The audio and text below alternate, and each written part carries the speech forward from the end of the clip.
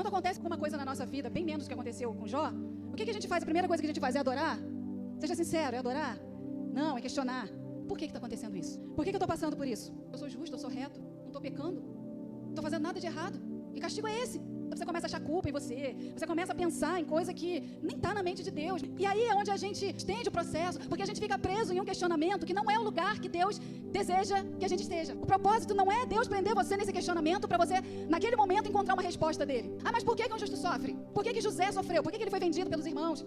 Por que ele foi como escravo? Por que ele foi preso? Por que ele foi caluniado? Era o melhor dos filhos, o mais certo. Por que Daniel foi jogado na cova dos leões? O profeta. Por que os meninos lá, os jovens, foram jogados na fornalha?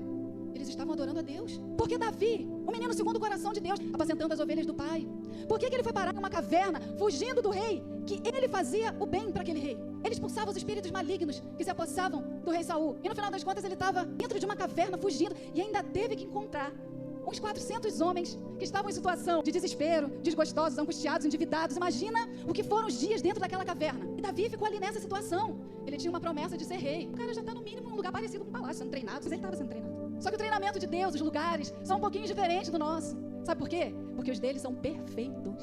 Por mais que a gente não aceite, por mais que a gente não entenda, mas o treinamento, o tratamento dele é perfeito. Depois a gente entende. No capítulo 3 de Mateus, Jesus estava sendo batizado.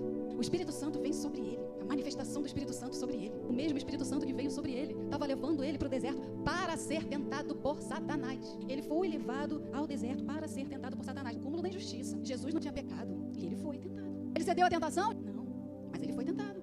O justo passa por provações. José passou, Davi passou, Daniel passou, os jovens da fornalha, Jesus. Então você não vai ser o único alecrim dourado que não vai ser provado. Porque existe um propósito. A única coisa que a gente tem que entender é isso. Existe um propósito. Nesse tempo de processo, você pode chorar, você pode se lamentar, você pode ficar em silêncio, você pode se esconder, você pode ir para a caverna. Mas entenda que é um processo que você não pode ficar preso em questionamentos, você não pode desistir. Você tem que esperar para entender aquilo que Deus quer fazer na sua vida e Ele vai fazer.